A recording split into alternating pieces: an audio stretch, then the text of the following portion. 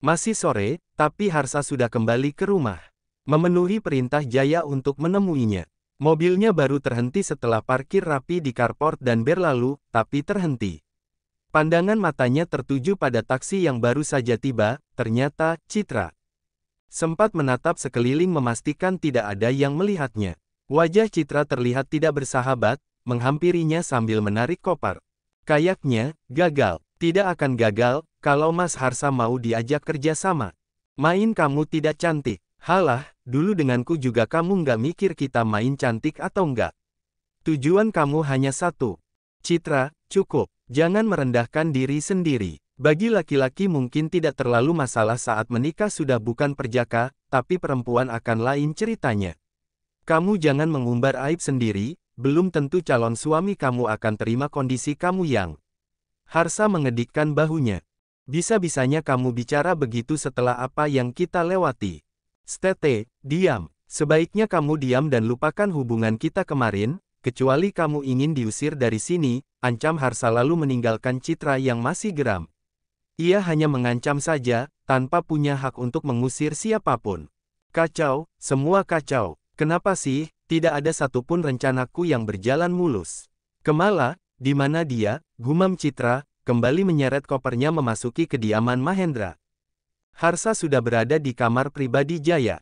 Pria itu bersandar pada headboard, ada tabung oksigen dan peralatan bantu pernafasan tidak jauh dari ranjang, perawat pribadi dan asistennya beranjak seakan tahu kalau Jaya akan bicara serius pada Harsa. Mendekatlah. Harsa menghampiri ranjang lalu menduduki kursi yang sepertinya memang digunakan oleh asisten Jaya untuk bicara dan menemani pria itu. Bagaimana kabar Opa? Tidak baik, kamu bisa lihat sendiri. Kalau aku sudah lebih sehat, saran dari Dara akan aku lakukan, tutur Jaya. Saran Dara, dia minta aku fokus menikmati hidup di masa tuaku. Menyerahkan urusan perusahaan pada orang yang bisa dipercaya dan kompeten, dia bilang harta tidak dibawa mati malah bikin orang cepat mati. Jaya terkekeh lalu menghela pelan. Kemana anak itu? Sudah lama aku tidak melihatnya. Opa ingin bertemu Dara. Tidak, itu bukan urusanmu. Harsa mengendurkan ikatan dasinya, ia tahu kalau posisinya saat ini bersalah. Masalah perusahaan yang sedang diatasi oleh Pandu dan Surya karena ulahnya. Setelah ini, fokus saja di kantor pusat. Bukan urusan proyek, keuangan apalagi marketing. Kamu akan berada di divisi SDM, tutur Jaya. Opa, masalah kemarin. Diam. Titah Jaya menghentikan Harsa yang menyela. Aku belum selesai, dengarkan dan jangan bicara. Baik, Opa, kesalahanmu, aku biarkan Surya mengatasi ini meski Pandu juga harus turun tangan. Kalau bukan karena hubungan darah, jangan harap ada lagi kesempatan. Kurang apa kamu hidup selama ini? Fasilitas, jabatan bagus, tapi masih mencari keuntungan dan membuat masalah. Perbaiki hidupmu atau aku pastikan tidak ada namamu di dalam wasiat keluarga ini. Opa, aku. Petik 2. Tidak usah menjelaskan, tidak ada pembenaran dari sebuah kesalahan. Salah, selamanya tetap salah. Pergilah. Harsa meninggalkan kamar Jaya, dalam hati tentu saja dia merutuk dan mengumpat karena harus turun dari jabatannya dan bukan di posisi yang menguntungkan. Sering berharap agar Jaya cepat tiada agar bisa mendapatkan bagiannya dan menyingkirkan Pandu, papanya pasti akan mendukung dirinya.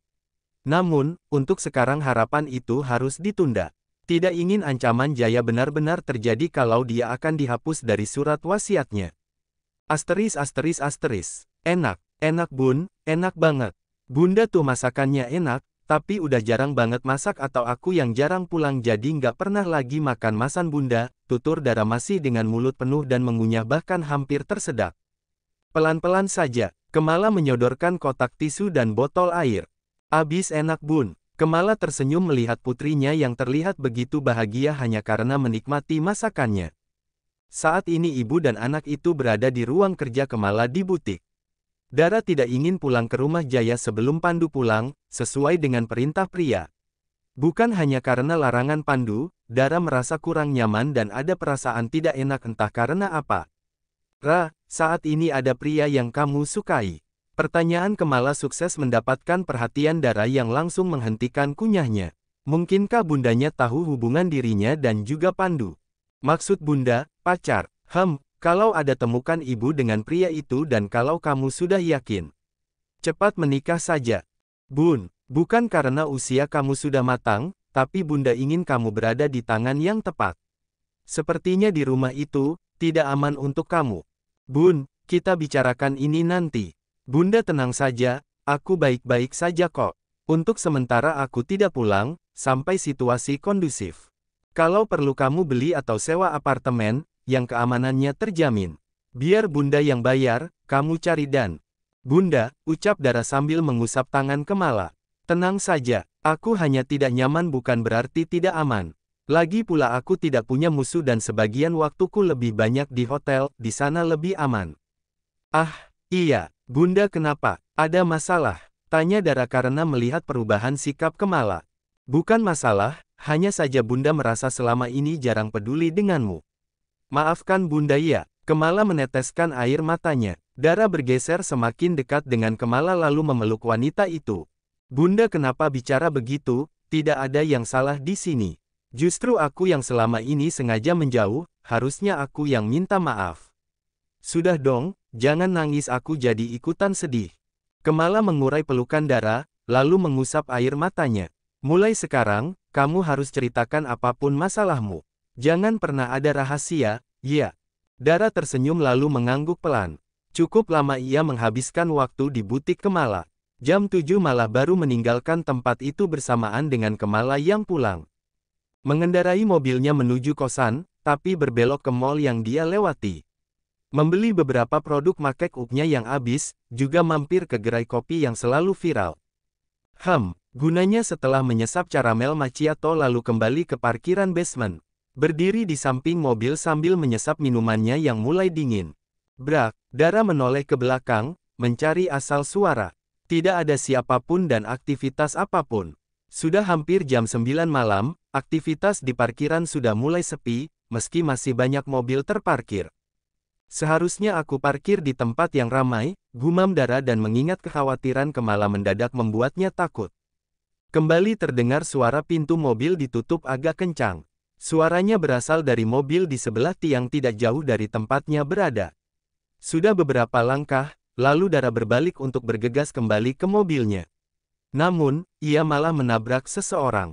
Aduh, pekiknya kemudian menunduk mengusap keningnya dan menjauh karena menabrak sesuatu, tepatnya dada seseorang. Hai, sayang, Dara menengadah, Mas Pandu, ngagetin aja sih. Dara hendak memukul dada pria itu, tapi tangannya diraih oleh Pandu yang masih terkekeh. Kok bisa tahu aku di sini? Aku sudah bilang, cinta akan selalu menemukan jalan untuk bisa bersatu. Dara mencebik lalu tersenyum. Aku kangen, keluh Pandu dan akan memeluk Dara. Mas, Dara menahan agar Pandu tidak jadi memeluk.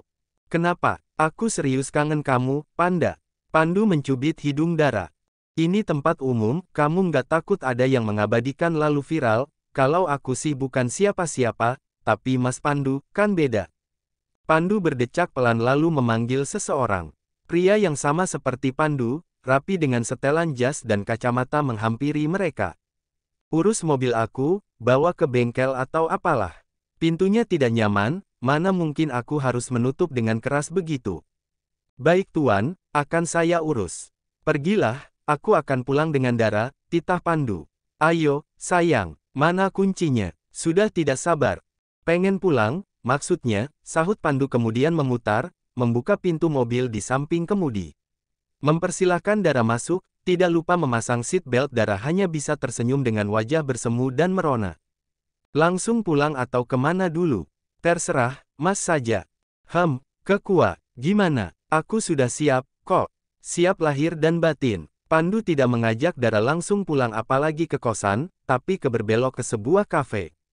Entah karena ingin makan malam atau memang ada hal serius yang akan mereka bicarakan seperti yang disampaikan Pandu saat masih berada di Bali. Ayo, turun atau mau aku gendong? Tanpa menjawab candaan Pandu, Dara memilih segera keluar dari mobil. Kamu belum makan? Tanya Dara ketika tangan Pandu sudah menggenggamnya dan berjalan ke dalam kafe. Makan kamu? Ya belum. Mas, aku serius, ujar Dara lirih karena tidak ingin didengar oleh pengunjung kafe dan pelayan yang menunjukkan meja untuk mereka. Aku lebih serius lagi, bisik Pandu membuat tubuh Dara meremang dan langsung bergidik. Meja yang Pandu minta lebih private, ada di lantai 2 dan berada di area balkon. Meskipun mulut Pandu memang sudah mengobrol kata cinta dan sayangnya, juga tindakan yang kadang bikin hati meliot. Namun, tidak semua hal berlaku. Seperti kali ini, Dara pikir Pandu akan menarikan kursi untuknya, nyatanya tidak, pria itu langsung duduk dan membuka buku menu. Melihat Dara masih berdiri, dia hanya menunjuk kursi. Duduklah, kamu mau tambah tinggi sepertiku. Janganlah, lebih menggemaskan seperti sekarang. Nanti kalau mau kamu agak nunduk gitu, tutur Pandu kemudian terkekeh. Kumat, seru Dara yang sudah duduk berhadapan dengan Pandu. Ada yang perlu kita bicarakan, pesan minum saja ya, aku sudah kenyang. Kalau tidak pesan nanti kita diusir. Dara hanya bisa menghela pelan mendengar candaan Pandu. Setelah menyebutkan pesanan mereka, tidak ingin membuang waktu karena sudah malam, Pandu langsung menyampaikan keinginannya bicara serius dengan Jaya dan Kemala. Minggu ini, kalau dengar informasi dari asisten papi, kondisinya sudah membaik hanya enggan keluar kamar. Mungkin muak dengan ulah Harsa. Jadi, akhir minggu ini kita temui Opa. Hanya 2 hari lagi, aku masih bisa sabarlah. Setelah itu kita gas, ungkap Pandu seenak jidatnya saja. Sebelum itu kita temui bunda kamu. Sebentar mas, sela Dara. Lama juga nggak apa-apa. Cek, fokus mas, kita sedang serius. Pandu mengernyitkan dahi dan menatap sekitar, tidak terlalu banyak pengunjung di lantai 2. Bagian mana dari aku yang tidak serius? Memangnya kita sedang show stand up komedi, sahut Pandu dan sukses mendapatkan lemparan tisu dari Dara. Pandu tergelak. Oke, kita serius. Sorry, tadi hanya bercanda, ucapnya lagi. Calon Nyonya Pandu Aji, silahkan bicara. Kamu serius denganku mas? Astaga, Panda, masih aja tanya hal itu, apa perlu aku belah dada ini untuk membuktikan nama kamu terukir di sini? Mas, jangan lebay deh. Kamu masih ragu, bukan gitu, kita bertemu belum lama. Bahkan awal perjumpaan situasinya sangat-sangat tidak menyenangkan. Lalu sekarang kita, mau menikah. Memang pertemuan kita jauh dari romantis, makanya kita bikin romantis. Pandu berucap sambil berdendang, Dara langsung menatap datar pria di hadapannya yang terlihat mulai menyebalkan. Namun, interaksi mereka terhenti ketika pelayan datang mengantarkan pesanan. Diminum dulu, biar adem. Tangan Pandu mengarahkan Dara sambil menunjuk gelas minum milik gadis itu. Ucap Pandu yang akan bicara serius seperti yang diminta Dara. Kita memang belum lama kenal, tapi bukan berarti tidak bisa bahagia. Yang sudah kenal lama saja bisa pisah. Jadi, waktu tidak bisa menjadi acuan. Walaupun kadang agak ngeri juga kalau ingat hidungku berdarah kena pukulan kamu, padahal aku sudah sabuk hitam. Terus gimana dong? Tanya Dara dengan wajah bingung. Nggak gimana-gimana, kamu sudah terima aku dan bukan aku doang yang saling suka di sini. Oh iya, tunggu hukuman dariku. Kamu, ponsel Pandu berdering, sepertinya penting dia langsung berekspresi minta izin menjawab. Iya, ucap Pandu lalu terdiam. Kamu yakin? Tanya Pandu lalu memijat dahinya. Ya sudah, pastikan rencana itu tidak akan berhasil. Kita bicara lagi, nanti. Panggilan selesai, Dara khawatir karena mendengar Pandu. Ada masalah? Tidak juga, tenang saja. Semua akan baik-baik saja, jawab Pandu mengembalikan ponselkan ke saku jas. Obrolan mereka berlanjut meski sempat diwarnai dengan candaan, Pandu akan menyampaikan hal yang lebih pelik. Ada yang harus kamu tahu. Dara menegakkan tubuhnya dan senyum setelah mereka tergelak tadi pun mendadak hilang. Masalah, dalam benaknya sudah terpatri kalimat itu. Mungkinkah ada masalah dengan hubungan mereka, terkait restu misalnya? Kemarin, Citra menyusulku ke Bali. Citra, dia merencanakan sesuatu. Selain aku sudah mendengar rencana kedatangannya, orangku sudah siap dengan niat busuknya, tapi aku memilih menghindar. Entah dia akan semarah apa, ketika bertemu kamu atau aku. Jadi, sementara kamu jangan pulang ke rumah papi. Dasar J4 lang. Ngajak perang lagi kayaknya, gumam Dara. Mas, aku ikut pulang aja deh. Pengen banget bejek-bejek mukanya. Hei, kamu ragukan kemampuanku menyelesaikan masalah? Tanya Pandu lalu menepuk dadanya. Aku Pandu Aji. Kalau hanya urusan Citra saja, kecil, ujar pria itu dengan jemawa. Dara bergeming menatap Pandu dengan wajah datar. Lawan aku juga kamu kalah, hidung kamu rambut kamu. Masih ingat, kan? Astaga, itu karena aku mengalah Ra. Masa aku harus melawan perempuan? Dara mencibir karena Pandu hanya mencari alasan. Bertarung dengan kamu tempatnya di ranjang, sudah pasti aku yang menang. Aku serius Mas, bagaimana kalau dia merencanakan hal lain yang menyusahkan kita di kemudian hari? Tenang saja, itu urusanku. Pandu melirik arloji yang melingkar di pergelangan tangannya lalu mengajak Dara pergi. Tidak banyak interaksi dalam perjalanan, bukan hanya Dara yang lelah, Pandu pun sama. Namun, karena rindu pada gadisnya hanya mengusir rasa kantuk untuk mengantar dan memastikan Dara aman sampai ke kosan bukan hal yang sulit. Menghentikan mobil di depan gerbang lalu mengantar Dara sampai pintu gerbang dan dilarang masuk ke dalam. Dalam hati Pandu menggerutu karena tidak bisa lagi menyelinap ke kamar Dara, tapi demi keberhasilan rencananya ia pun harus sabar.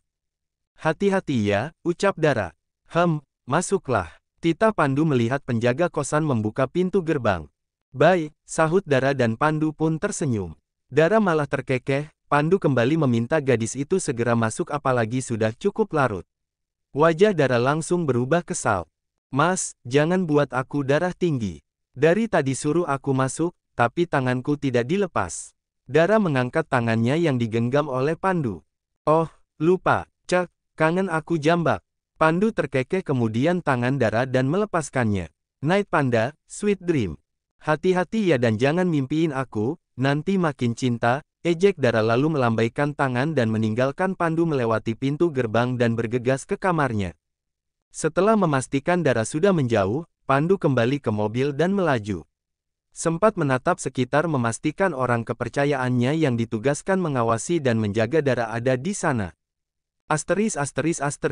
Pulang malam lagi, tanya Citra menunggu kedatangan Kemala. Aku pulang malam karena kerja, cari uang karena uang tidak turun dari langit. Sahut Kemala, geram dengan pertanyaan Citra. Bunda kenapa sih? Perasaan sewot terus. Dari mana kamu? Tanya Kemala mengalihkan pembicaraan. Enggak dari mana-mana, aku sudah pulang dari tadi. Kemala menarik nafasnya, ingin sekali menjewer telinga perempuan itu atau bahkan memukuli pan empatnya, kalau perlu dia usir sekalian. Namun, Kemala harus bersabar karena tidak ingin membuat keributan. Kamu dari Bali, kan? Dari mana kamu dapat uang dan hal buruk apa yang sudah kamu lakukan di sana? Tanya Kemala lirih. Sorry ya bun, aku masih bisa dapat uang meski kamu nggak kasih. Rencana aku masih sama kok, menaklukkan Pandu dan jadi ratu. Kalau itu terjadi, semoga aku nggak kalap untuk balas sikap kamu dan Dara yang sok bijak. Citra sudah berbalik, tapi tangannya ditarik oleh Kemala. Bunda apa sih? Lepas. Besok malam, Opa Jaya mengajak kumpul untuk makan malam. Kamu jangan buat masalah, ancam Kemala. Citra menghempaskan tangannya dari cengkraman Kemala. Urus saja putri kesayangan kamu, takutnya frustasi karena hubungannya gagal terus. Citra kemudian terkekeh dan meninggalkan Kemala. Sampai di kamar, wanita itu membuka tasnya yang diletakkan di atas meja rias. Mengeluarkan botol obat lalu terkekeh. Kita lihat siapa yang ada dalam masalah. Dara, Harsa, kalian berurusan dengan orang yang salah.